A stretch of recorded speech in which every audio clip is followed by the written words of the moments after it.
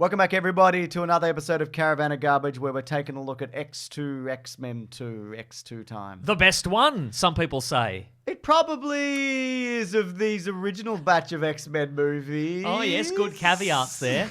Those are some super caveats for a superhero movie. I tell you what, it's got a cracking opening. Agreed. In the White House. Some say it's the best movie opening for an action superhero movie scene ever. Top Screen Rant, top list of top 10 action movie opening sequences. So an AI who wrote that article thinks that? That's right. Is that what you're telling me? That's right, and the best ending since The Dark Knight Rises. What happened there? Who knows? Who even knows? How did he survive?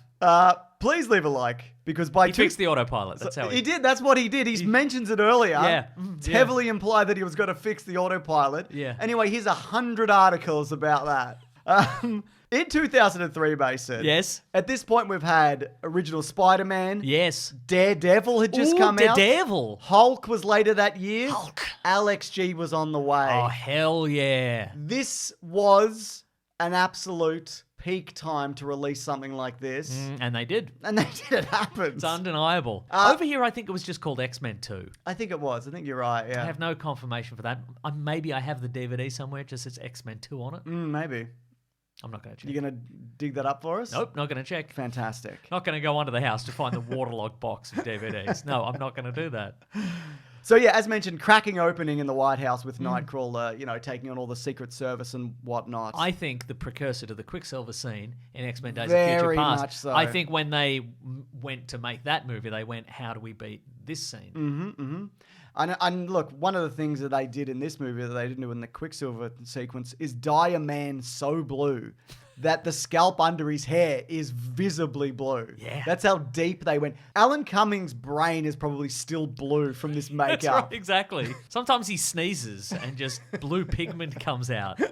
He's like, ooh, lordy. We'll talk about it later, but he hated working on this movie. And yet he's back apparently for Well, something. yeah, the reason why is because this was like a 5-hour process to get him in this. And then with the shirtless scene, that was even more. But now they can just do it. He can just come in leisure wear and they'll CGI over the top of him. No, they're not doing it like that, apparently. It's 90 minutes. Oh, it's not 90 bad. minutes from woe to go. Wow. Because he's woe, I wish I was Nightcrawler. Go, I am Nightcrawler. Wow. I'm having a great time. He could almost watch X-Men 2 in the duration there. Absolutely. Cyclops is back briefly. He's looking good in his high-waisted pants. I hope I live long enough, Mason. Yes. Where these go out of fashion again and then come back round. That's what I want in life for me. Absolutely. That's my goal. I mean, that's not his favorite type of pant. You know what it is? What? Jeans! Jeans! He does love jeans. He loves jeans. It really feels like at this point also they were like, Wolverine's the main guy. Yeah, absolutely, yeah. Hugh Jackman is the main guy. Cyclops could disappear for an hour and 40 minutes. He It's really fine. does. There's a couple of... Upon a rewatch, I mean, Cyclops just disappears. Also, when Jean Grey and Storm go to retrieve Nightcrawler, then they disappear for an hour as well. They're just gone. Yep, You know what absolutely. I mean? But yeah, this is the era where they're like, you know who we love? A spindly Wolverine. Because he's still quite spindly. You know the bit where he goes to visit Alkali Lake right at the start? Yeah. He's all spindly. I think this is the peak that Hugh Jackman has looked at Wolverine. Peak physique. Peak physique. He's not too ridiculous in terms of dehydration. Yes. The hair's good, except for the reshoot scenes. There's one at the start before he goes in the facility where it's clearly a wig and it's big and hairsprayed, and then he goes in and it's a more natural A big look. wig and a peak physique. Exactly. Wow. So that's all good. Also, there's no stripes on his jacket. That's good. There are stripes, but they're tone on tone. They're tone on tone? Yeah. I'm happy with that. That's all right. Acceptable. It's also, he's not indestructive in this. No. I mean, he is more... I mean, he is, because he's a main character, obviously. Every main character in this movie has incredible plot armor. And this movie also has this interesting piece of plot armor where if you're a character who's indestructible, bulletproof, or has an incredible healing factor, the bad guys will use lethal rounds on you. But if you don't have that, it's tranquilizer darts all the way. They just know. They must know. They must know. They did their research, didn't they? I guess it's they did. important to do your own research. I guess it is important to do your own research. I do like Brian Cox as William Stryker, where he goes to the president and he's like, there's a school and it's got a jet under it, and we don't know what the jet's made of. Yeah. And the president's like, I mean, he's got a point. Yeah, most schools don't have jets. I mean, some private schools probably have helicopters. Sure, but they're not under a basketball court. No. Maybe. And if they were, we'd know about it? Yeah. Some of our helicopter pads were, there was some housing for underprivileged children, but we bulldozed that. Thank we God. put the helipad in, so that's normal. But under a basketball court, no. No, thank you. No. But, so yeah, he's orchestrated this whole event, the president being attacked. This is based on God Loves Man Kills, in case people... Sort of. We have to say it, though. Yeah. We do have to say it, because otherwise people will come to your house. That's right. Which is good. Stay away from my waterlogged DVDs. Stay away from them. Yeah, you've got... They're under the basketball court. Yeah. You've got Mystique looking into things because she's taken on the role of Senator Kelly, who turned into a jelly waterman and disappeared. That's right. She's in Stryker's office trying to figure things out, furiously printing things off. I was going to say this is a sign of the times. A pre-USB era, where you couldn't just put it on a mysterious chip or whatever. Yeah. They're like, no, she'd have to print this off, wouldn't she? And then how'd she get the printing out of the building? Turn it into paper planes? I don't think so. You turn to a guy you put in a bucket. You turn into a guy, you put it in a bucket. That's how they used to do corporate espionage. That's right. Check that man's bucket. You don't have to check that man's bucket. He's the cleaner. Don't worry about it. Yeah, don't worry He's about it. got overalls on. That's an authorized bucket. Don't worry about it. I will say this of Cyclops. He has a good action sequence, a brief good action sequence before he's disappeared and mind controlled. That was going to be extended for a bit where he can't get his hand to his visor. Right. So he has to fight with 2 nightsticks. Oh. And even the brief hand-to-hand bit that you get, it's really good. Agreed. And also it's like, he would know, right? Like he would be training for other scenarios. He wouldn't just rely on his optic blasts. You wouldn't think You'd so. hope, Mason. But again, this is that era where it's like, yeah, if you grew up with this sort of stuff, if people were pushing you around, exactly, you'd learn to kick them in the head. That's exactly right. With your eyes closed, mostly, I would imagine. Yeah. But of course, Professor X is in this. He goes to visit Magnet, who's still in his plastic prison. Stryker did that to him. First of all, I just wanted to ask, this occurred to me the first time around. Who's paying for that plastic wheelchair?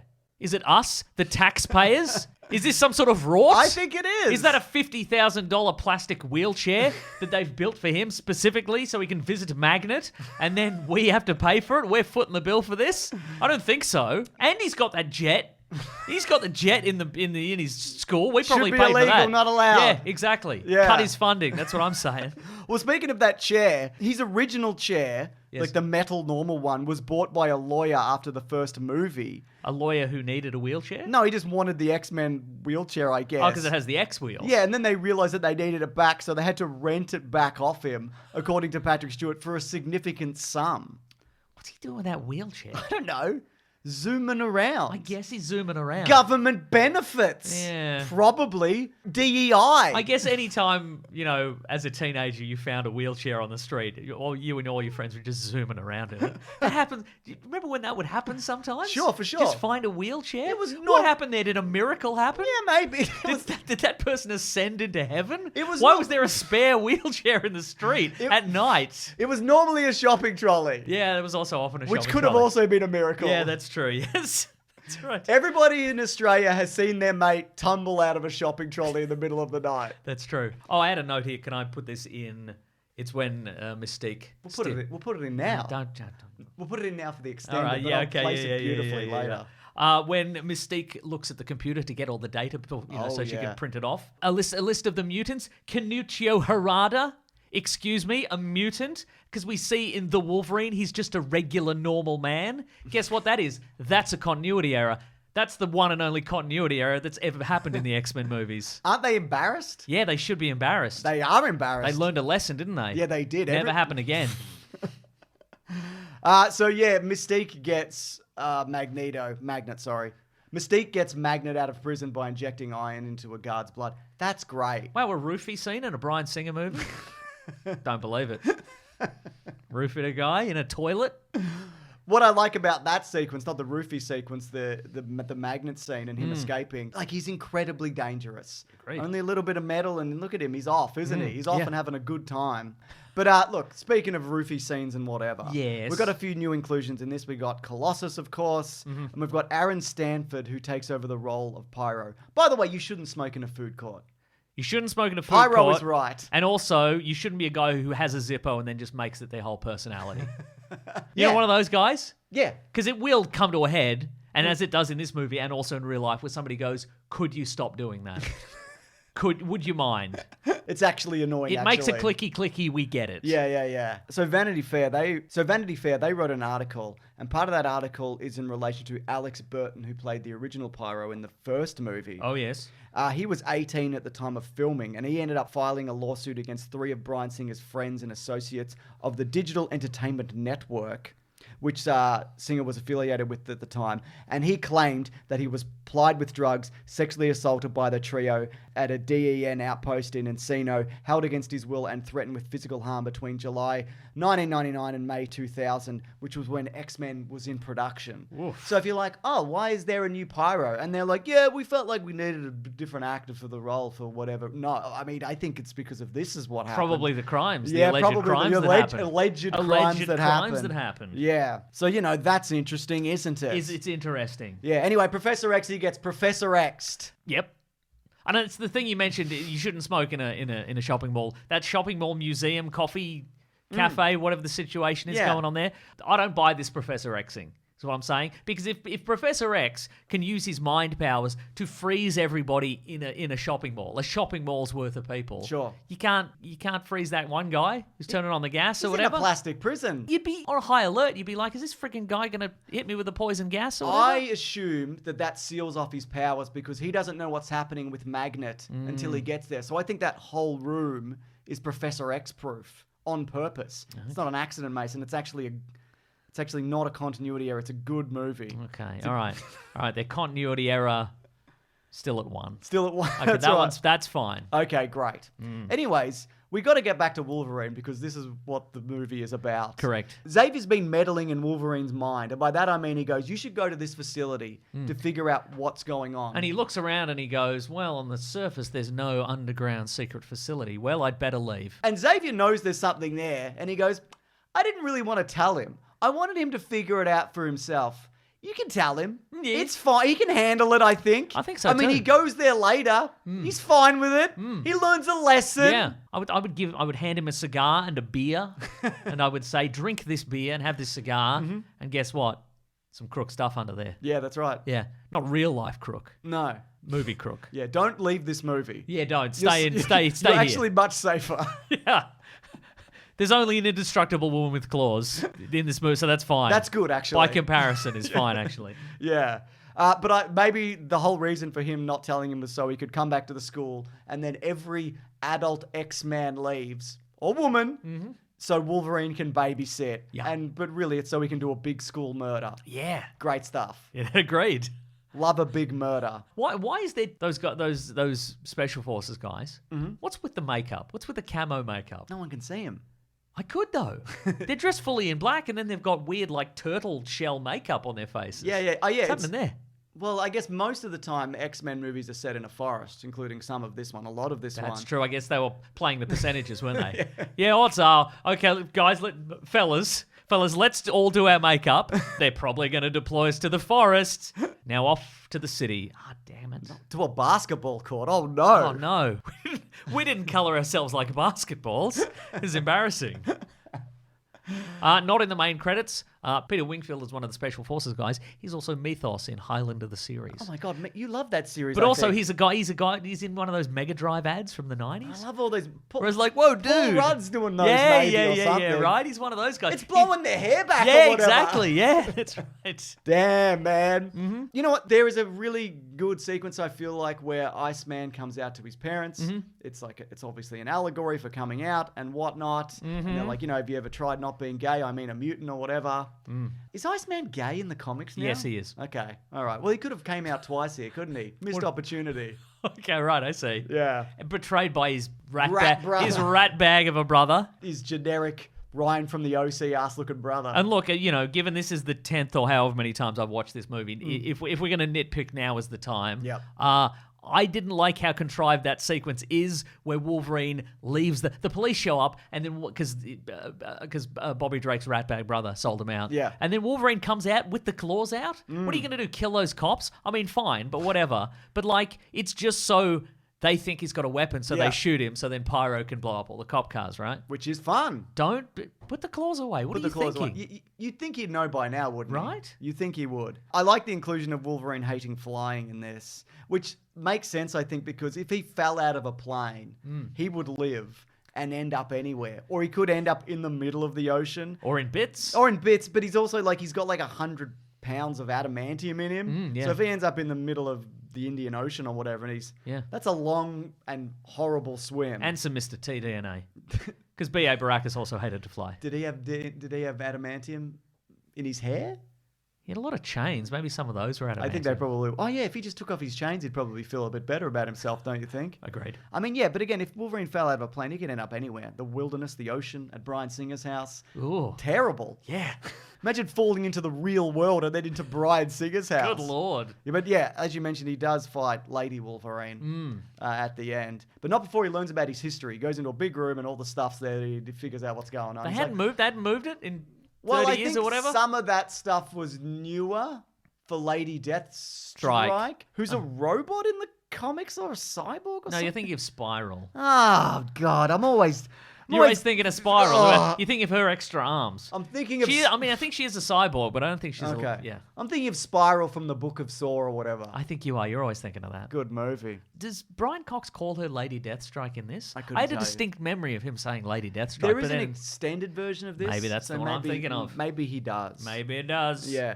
The moment at the end where they go into the Cerebro, because Professor X is being mind controlled by the son of William Stryker to kill all the mutants in the world. It's taking him on a merry mind journey through a school and whatever. And he's like, you should kill all the mutants. And he's like, fuck it, I'm going to do it. Yeah, that's right. Yeah. This is great. Yeah. This is what I want to do. You know, he's really just saying hello to them really hard. But the fact that Storm goes in with Nightcrawler, that doesn't make sense to me. I know it's to make the room cold, but I think that was really to be like, we've got Halle Berry. She's Oscar winning at this point. We should get her to do something. It makes more sense that you'd bring Jean Grey into that room, right? That's a great point. You'd think? But, I mean, you know, she's got the telepathy, but it's not as powerful as Professor X's and etc. So she could mangle that room. She could actually just mangle the room, couldn't she? Yeah. All right, but could she freeze Professor X's nuts to snap him out of it? You know? That would work. You know, my nuts, he says. My ex nuts. Right? He's got his nuts. My texticles.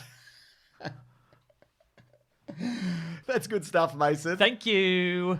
So there's an early draft in this where Magnet goes in and he just leaves in the X-Jet with Xavier. But of course, they want to do the idea, which is when if you want to make a villain who's got a really good point. You want to make them evil.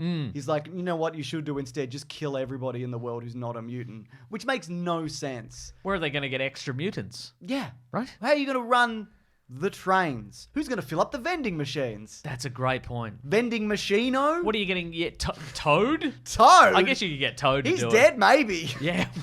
Or he's in the void, played by a different actor. Oh, maybe, yeah. Or he's in X-Men 3, he's stuck to the roof or whatever. It is, it's in a, you know, you raise a great logistical point. You kill all the humans. Who's going to run the Mr. Whippy van? Toad? Toad? He's going to be licking all the ice cream. He'd be bouncing around in there. Right? Yuck. No. I'm not buying a Mr. Whippy from a Mr. Whippy van with Toad in it. No offense to Toad. No. And he's not even the worst looking guy I've ever seen running a Mr. Whippy van, honestly.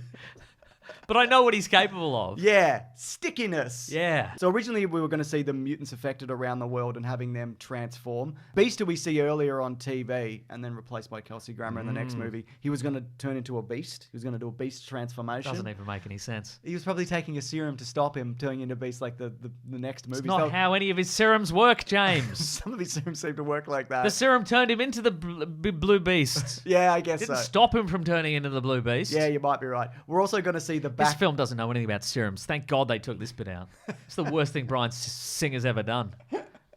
So they were going to show Gambit, played by one of Hugh Testicle's stuntmen, from behind, and the cards flare up when he's doing a gambit. He's doing a gambling gambit or whatever. Okay, yeah. And that's a beautiful nod to X-Men. Agreed. It's It's a very good nod to X-Men. But of course, this whole thing's building up to like the reveal of the Phoenix Force and Jean Grey or whatever. Yeah, I guess. She saves everybody and she has to end up living in that lake or whatever. Why does she have to save everybody from outside the jet? Couldn't she just save everybody from inside the jet? I don't think she thought of that. If she had thought of that. Don't you think she would have done it? If she could have done it, wouldn't she have done it? She could have just lifted the jet also. Sure. With everybody in it. Yeah. As opposed to stopping a wall of water and lifting the jet. I think she could. I think they probably could have just cut a hole in the bottom of the jet and she could have pushed down. Okay, and then just kind of ride it out? I don't know. Just ride it out, man. Yeah, I guess. It's fine. I guess they could have written the scene differently. I guess they couldn't have even been in peril. Could have been different. Yeah, exactly, Mason. Don't you like peril in movies? Couldn't have Bobby Drake done something? He's Iceman. Freeze the water. You dumbass. You dumbass. You're a team. Remember at the end of the last one, they were all a team and they worked together as a team? Yeah. At the end of this one, they're just like, I don't know what to do. I can't do anything. Hey, can you teleport? She's not going to let me teleport. How convenient. How convenient for you. Also, you're a coward. I think you could teleport. You're a liar and a coward. Yeah. Storm's got storm powers. She could have done freezing and icing. God, that would have been such a great... If you lived in the X-Mansion, just, hey, why didn't you do the dishes? Jean Grey would have let me with her telepathy. She stopped me doing it. That's why. Don't ask her about it. It'll be awkward. Yeah, don't do it. She'll zap you. I didn't take the bins out because Jean Grey didn't let me with her telepathy. She stopped me with the telekinesis. I couldn't open the door because of telekinesis or telepathy or something. That's a good point. But of course, Jean Grey dies. Not really. There's another movie. There's actually a lot of movies. But then we get two beautiful angry men hugging it out. Hugh Jackman and James Marsden. It's quite stunning.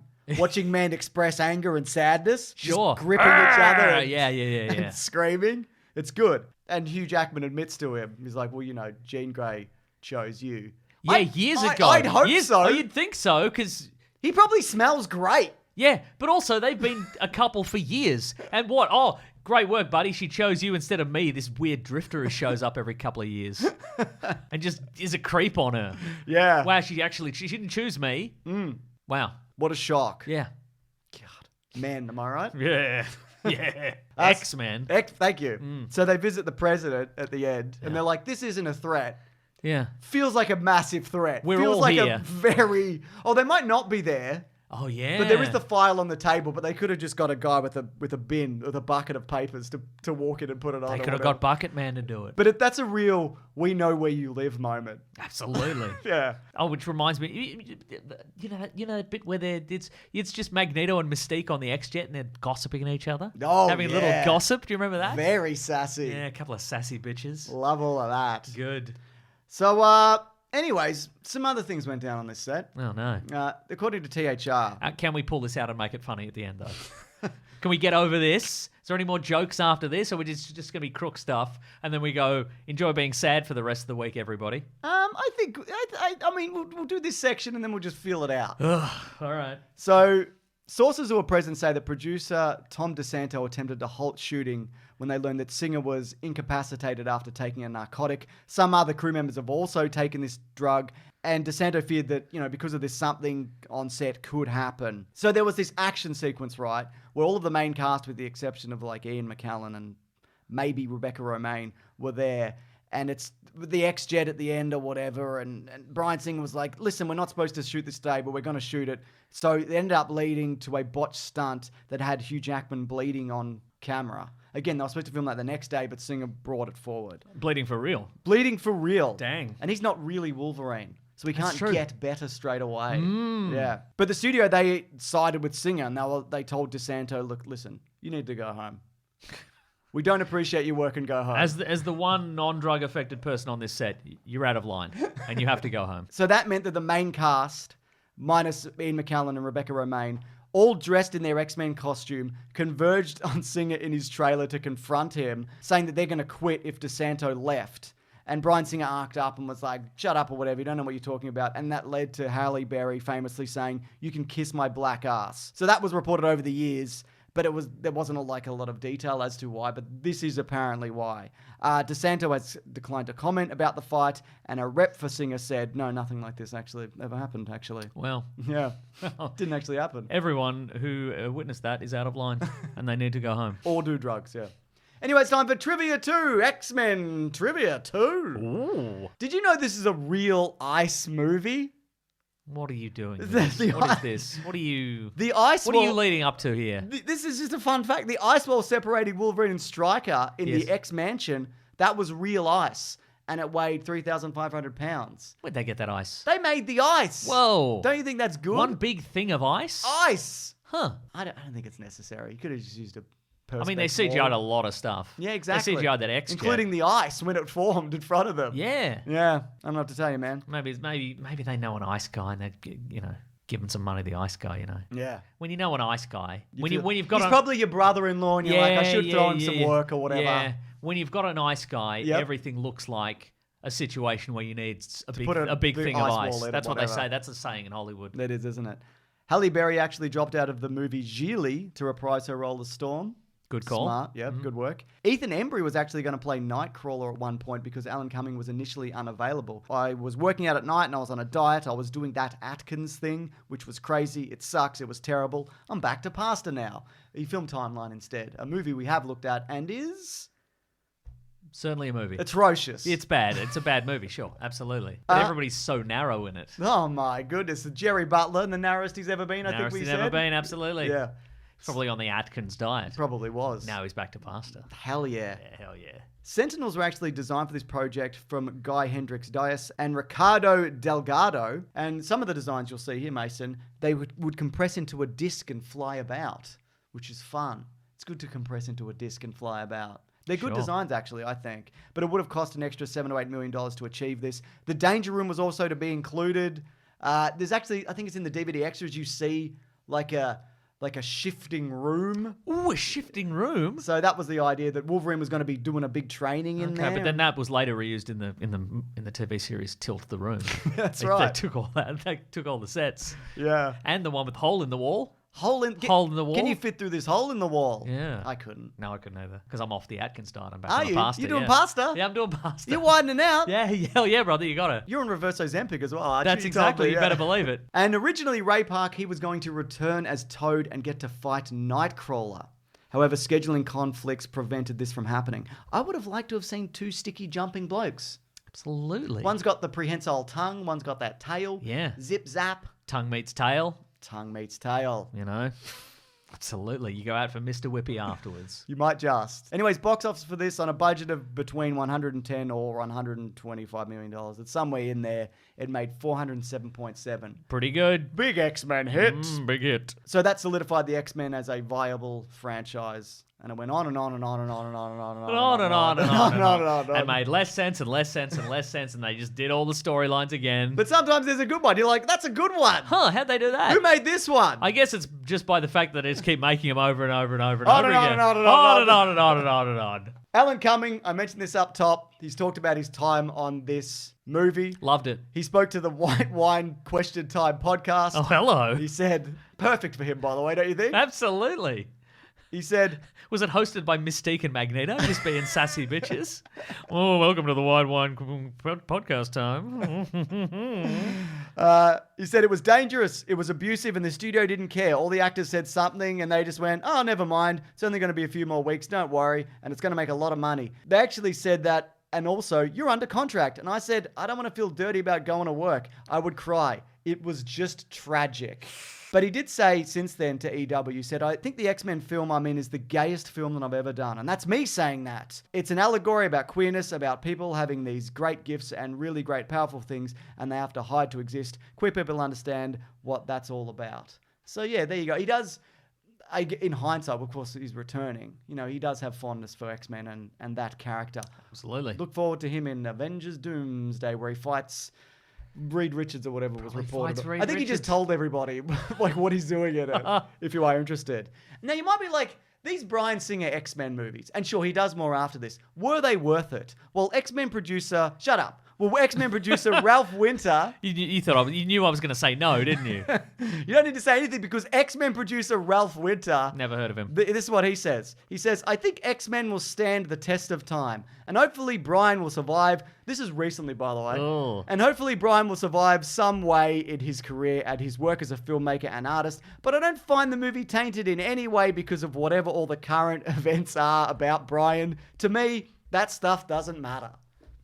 Great. Definitive word. From Ralph Winter? What's his name? That's right. Wow. Yeah. Wow, that'll be on your tombstone, buddy. Anyways, if you're interested in us talking about X-Men 3, we did. Like 7 years ago. And we're going to do it again. We're going to do it word for word next week. Same thing. I might repackage it and just send it out to the world again. That could very much happen. I mean, it's good for the compilation videos, isn't it, Mason? Yeah, that's where the real money is made on YouTube. Let me tell you that. I thought it was Mr. Beast. Isn't that where all the real money's made? Oh, yeah, Mr. Beast has all the real money. Should we just make Mr. Beast videos? Yeah, probably. But isn't he also losing money? But that means we could be making money. That's a good point. If someone's losing money, we could be making money. We could be picking up all that money falling out of his pockets. He'd probably need some ice, right? Like big ice? Yeah, we could get him in touch with the ice guy. Isn't your brother-in-law a big ice guy? Yes! Wait, not in that sense, though. In a different way. But then we'll link him up and then we'll take a little bit off the top. Totally. Of ice. Yes. Yeah. Anyways, if you want to hint towards next week, here it is. I think we're doing like 90s action sci-fi stuff or whatever. Oh, all right. We'll figure Meaning it out. what? Like Starship Troopers or whatever. Oh, a yeah. bunch of those. That famously straightforward, not an allegory movie. Correct. That's the one. But also like Fifth Element and whatever else. Maybe a Stargate. I can't remember. Oh, yeah. Yeah. Fifth Element. Famously unproblematic director as well. It's good to talk about. Yeah. Yeah. Anyways, if you do want to see that early, you actually can at bigsandwich.co or Oh, yes. you can sign up at our Patreon at patreon.com/Mr. Sunday Movies, where both of these platforms have 6 years of bonus exclusive content. There's video game Let's Plays, there's bonus podcasts, there's movie commentaries. We do a comic book club. That's right.